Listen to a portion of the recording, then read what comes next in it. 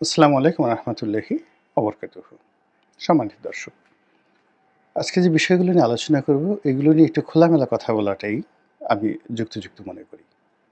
প্রথমত আপনাকে প্রশ্ন করি, সেটি হলো যে আজকের এই ভিডিওটি করছি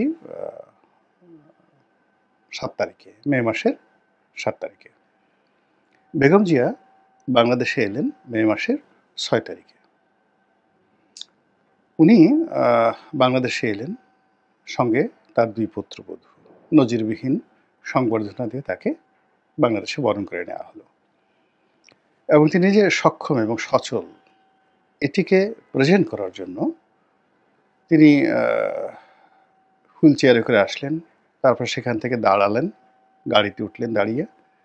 আবার হেঁটে, হেঁটে তিনি বাসার মধ্যে ঢুকছেন। এই দৃশ্যগুলো দেখানো হলো। অর্থাৎ তিনি রাজনৈতিক নেতৃত্ব গ্রহণ করতে সক্ষম, গ্রহণ করবেন এবং বাংলাদেশের রাজনীতি অতীতে যেভাবে তিনি তার দলকে পরিচালনা করেছেন, ঠিক সেই জিনিসগুলো তিনি করবেন। এটা প্রদর্শন করা হচ্ছিল ৬ তারিখে।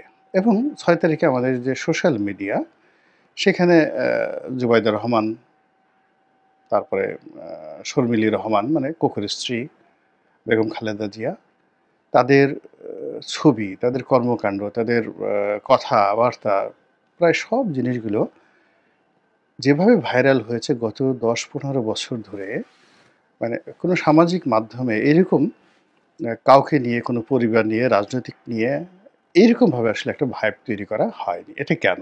এই গেল ১। ২ নম্বর হলো যে আ তিনি ৬ তারিখে বাংলাদেশে এলেন, বাসায় ঢুকলেন এবং তাকে দেখলাম যে প্রোটোকল যেটা দেয়া হয়েছে সেনাবাহিনীর পক্ষ থেকে, সরকারের পক্ষ থেকে, just like a prime minister, just like a prime minister. প্রধানমন্ত্রীর মতো সম্মান দিয়ে, মর্যাদা দিয়ে, প্রোটোকল দিয়ে তাকে এয়ারপোর্ট থেকে এনে বাসায় রাখা হয়েছে। এটা হলো কেন এই সময়টিতে? এখানে শুধু পুলিশের প্রোটোকল থাকলেই তো হতো। এখন এখানে যে পুরো যে জেড ক্যাটাগরির যেটা নিরাপত্তা এসএসএফ এর মাধ্যমে যেটা হয়, সেই জিনিসগুলো করা হলো প্যারালাল। অর্থাৎ ডক্টর মোহাম্মদ ইউনূসের যে এয়ারপোর্ট থেকে আগমন, এখানে যে প্রোটোকলটা দেওয়া হয় সিকিউরিটি, ঠিক সেম জিনিসটা এখানে করা হলো। থার্ড যে প্রশ্ন এবং যাকে বলা চিন্তা, সেটা হলো ৬ তারিখ রাতের পরে, অর্থাৎ ৭ তারিখ যখন হয়ে গেছে ১২টার পরে, তখন ভারত আক্রমণ করেছে। আমি যখন ফজরের নামাজে উঠলাম আজকে ভোর রাতে, তখন দেখি যে সয়লাব চারিদিকে। ভারত আক্রমণ করেছে পাকিস্তান, ২টো মসজিদের কী ক্ষতি হয়েছে, যা কিছু হয়েছে, এবং এগুলো নিয়ে সে সারারাত মনে হয় যে মানুষ বসেছিল। আর ওটাকে নিয়ে আজকে ভিডিও যেটা করছি, সেটার মধ্যে বাংলাদেশের শতভাগ মানুষ, তারা কেবলই মাত্র যারা সোশ্যাল মিডিয়াতে সময় দেন, তারা এই ভারত এবং পাকিস্তানের এই যুদ্ধ নিয়ে, যাকে বলা হয়, ব্যস্ত হয়ে পড়েছেন। এখন পরবর্তী প্রশ্ন দুটো। ফার্স্ট থিং হলো যে বেগম জিয়া ইচ্ছা করলে আরও ৩ দিন আগে বা ১ সপ্তাহ আগে আসতে পারতেন। তাকে ঠিক এই সময়টাতে তিনি কেন এলেন? তার এই আগমনের সঙ্গে তার দলের যে দিল্লি লবিং গ্রুপ রয়েছে, তাদের কোনো সংযোগ আছে কিনা? ১। ২ নম্বর হলো যে এই যে ভারত এবং পাকিস্তানের যে যুদ্ধ, এই যুদ্ধের ফলে বাংলাদেশে যে রাজনৈতিক অস্থিরতা তৈরি হবে, এমনকি আরও অনেক কিছু হতে পারে। সেক্ষেত্রে পলিটিক্স, জিওপলিটিক্স, ভূতাত্ত্বিক রাজনীতি এই জমিনের, যেটার এখন একমাত্র স্টেক হোল্ডার হলো বিএনপি। তো সেক্ষেত্রে ঐক্যের প্রতীক রূপে বেগম জিয়াকে বসিয়ে তারপর এই জায়গাটিতে ভারত একটা স্থিতিশীল অবস্থা রাখতে চাচ্ছে তাদের পক্ষের পলিটিক্যাল ফোর্সকে, এবং তাদের যে এখানে অন্যান্য এজেন্ট রয়েছে, দাবিদার রয়েছে বিভিন্ন সেক্টরে, আমি ডিটেলস বললাম না, তাদের সঙ্গে এই পলিটিক্যাল যে স্ট্যাবিলিটি, এটার একটা connectivity next to the power, next তোমাদেরকে পাওয়ারে নেওয়া হবে, যেটা নিয়ে জামাতপন্থী যে সমস্ত সোশ্যাল অ্যাক্টিভিস্ট রয়েছেন তারা নানা রকম অপপ্রচার করেছেন এবং তারই অংশ হিসেবে বেগম জিয়া কি বাংলাদেশে এলেন কিনা। এবং উনি যদি একা থাকেন, আগের মতো নন পলিটিক্যাল একা থাকেন, সেই নন পলিটিক্যাল অবস্থাতে উনি যখন ইংল্যান্ডে গেলেন তার আগে যেভাবে ছিলেন, সেই একা থাকার ফলে তার পক্ষে অনেক কিছু ম্যানেজ করা সম্ভব ছিল না।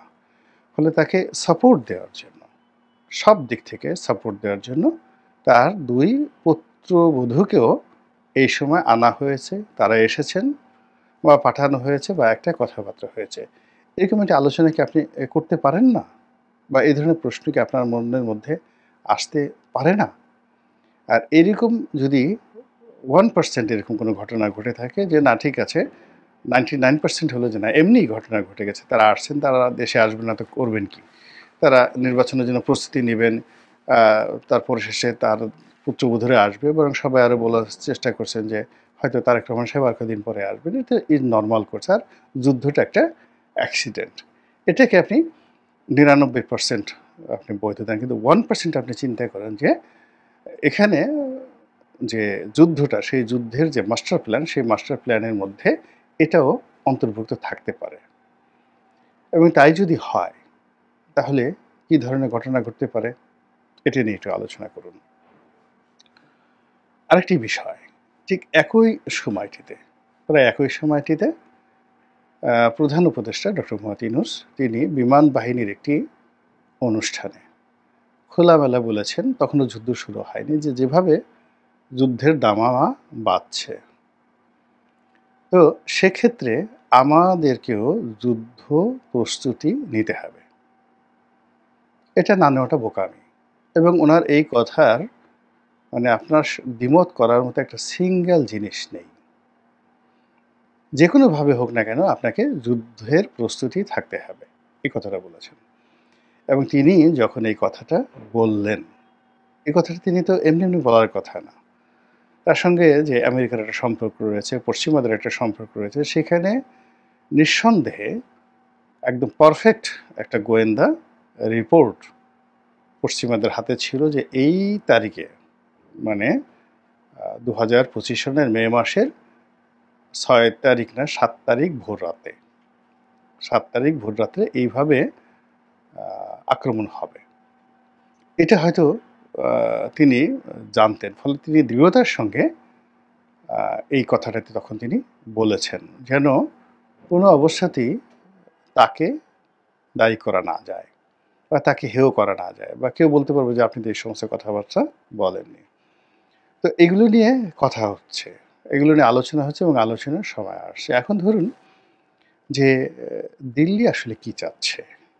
এখানে মূল ব্যাপার হলো যে আ যদি এই যুদ্ধটা না হতো তাহলে পাকিস্তানের সঙ্গে সরকারের যে সম্পর্কটি, সেই সম্পর্কটি যেভাবে এগুচ্ছিল এবং পাকিস্তান যেভাবে জলে, স্থলে, অন্তরিক্ষে বাংলাদেশের রাজনীতিতে একেবারে অপরিহার্য হয়ে পড়েছিল। পাকিস্তান সম্পর্কে বাংলাদেশের মানুষের যে নেতিবাচক ধারণা ছিল সেটা যেভাবে ইতিবাচক হয়ে পড়েছে এবং এখন এই যুদ্ধের মাধ্যমে পাকিস্তান যে বাংলাদেশের একসময় দখল করেছিল, তারা যে মুক্তিযুদ্ধের সময় এত বড় অপরাধ করেছে, এই জিনিসগুলো আপনি এই মুহূর্তে কারো কাছে বলতে পারবেন না। ফলে পাকিস্তান কেন্দ্রিক একটা লবিং গ্রুপ আ শুরু হয়ে গেছে এই বাংলাদেশে। তো সেটার নেতৃত্ব যদি আ বেগম জিয়ার হাতে যে থাকবে না, বিএনপির হাতে যে নেই, এটি স্পষ্ট। এটি মূলত ডক্টর মোহাম্মদ ইউনূস কেন্দ্রিক। অর্থাৎ এখানে যে পররাষ্ট্রনীতি, অর্থাৎ আমেরিকা, পাকিস্তান, বাংলাদেশ, এটি থ্রু প্রপার চ্যানেলে হচ্ছে আ ডক্টর মোহাম্মদ ইউনূসের মাধ্যমে।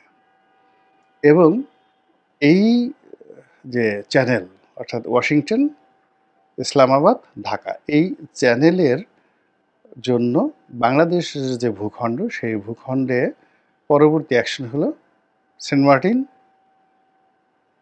মানবিক করিডর ইত্যাদি আরও অনেক কিছু। এই গেল একটা ইকুয়েশন। কিন্তু যদি আমেরিকা, দিল্লি, ঢাকা এই ইকুয়েশনটা কাজ করে। That not be a political মানে মিলিটারি সলিউশন। এটা হবে একটা পলিটিক্যাল সলিউশন। এবং সেই পলিটিক্যাল সলিউশনের জন্য এই America, Delhi, Dhaka, doctor Mohammad Yunus, NCP, Islamic দলগুলো এখানে মানে গণনার মধ্যেই তারা পড়বে না। সেখানে কেবলমাত্র আওয়ামী লীগের বিকল্প বি টিম হিসেবে বিএনপি। এবং বড় যে দল হিসেবে বিএনপির সঙ্গে যে এই যোগাযোগগুলো হচ্ছে বিভিন্ন সেক্টরে, এটা আবার বিএনপির যারা প্রতিপক্ষ এই মুহূর্তে যারা রয়েছে তারা টের পেয়ে যাচ্ছেন এবং তারা ১০ মুখে এই বিএনপি দিল্লির দালাল, ভারতের দালাল ইত্যাদি ইত্যাদি বিভিন্ন রকম কথাবার্তা বলে যাচ্ছেন। ফলে বুঝতে পারছেন যে আমরা যেভাবে সবকিছু সহজভাবে দেখছি, পর্দার আড়ালে কিন্তু সব ঘটনা সহজভাবে ঘটছে না। আমরা যেভাবে রাতের ভোটকে দেখেছি, আমির যে নির্বাচন যেভাবে দেখেছি, যেভাবে শেখ হাসিনাকে দম্ভ করতে দেখেছি নভেম্বর মাসে, মানে ২০২৪ সনের যে তাদের পতন হলো আগস্ট মাসে। তো আপনি যদি ২০২৩ সনের নভেম্বর থেকে একেবারে জুলাই পর্যন্ত মানে জুন পর্যন্ত আপনি শেখ হাসিনাকে দেখেন, মানে কিয়ামত পর্যন্ত আওয়ামী লীগের ক্ষমতা যাবে, এটা কিন্তু তারা কেউ কল্পনাও করেনি, আমরাও করিনি। কিন্তু পর্দার আড়ালে প্রকৃতি খেলেছে, পর্দার আড়ালে বিশ্বের পরাশক্তিগুলো খেলেছে এবং সেখানে একটা নেটের মধ্যে গিয়ে এমন ধরা পড়েছে আওয়ামী লীগ, যেটা আপনি আমি কল্পনাও করতে পারিনি। এখনও ঠিক এইরকম বাংলাদেশে যে ঘোলা পানির রাজনীতির যে ঘোলা পানি কিংবা রাজনীতির যে কালো পানির যে যুদ্ধ শুরু হয়েছে, একটা হলো রাজনীতির যুদ্ধ বাংলাদেশের মধ্যে, আর একটা হলো ভারত পাকিস্তান যুদ্ধ।